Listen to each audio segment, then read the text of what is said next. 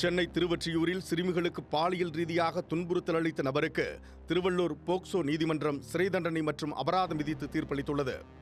சென்னை திருவொற்றியூரைச் சேர்ந்த 38 வயதான ரமேஷ் கடந்த 2021ஆம் ஆண்டு தனது வீட்டின் அருகே விளையாடிக் கொண்டிருந்த 7, 9 மற்றும் 15 வயதுடைய 3 சிறுமிகளிடம் ஆபாசமாக நடந்து கொண்டு பாலியல் ரீதியாக துன்புறுத்தியுள்ளார்.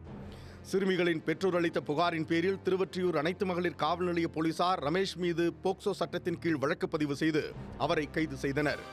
இந்த வழக்கு திருவள்ளூர் மாவட்ட போக்சோ நீதிமன்றத்தில் நடைபெற்று வந்த நிலையில் அரசு தரப்பில் சிறப்பு வழக்கறிஞர் புவனேஸ்வரி ஆஜராகி வாதாடினார். வழக்கின் இறுதி விசாரணையை மேற்கொண்ட நீதிபதி உமா மகேஸ்வரி ரமேஷ் மீதான குற்றம் நிரூபிக்கப்பட்டதால் அவருக்கு 9 ஆண்டுகள் சிறை தண்டனை மற்றும் 10,000 ரூபாய் அபராதம் விதித்து தீர்ப்பளித்துள்ளார்.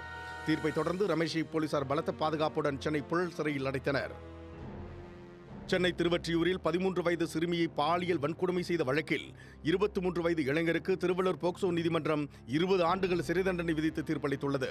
சென்னை திருவொற்றியூரைச் சேர்ந்த 23 வயதான கபிலன் தனது வீட்டின் அருகே வசிக்கும் 13 வயது சிறுமியிடம் வீட்டிலிருந்து பணத்தை எடுத்து வருமாறு ஆசை காட்டி சிறுமியை கடத்தி சென்று பாலியல் வன்கொடுமை செய்துள்ளார்.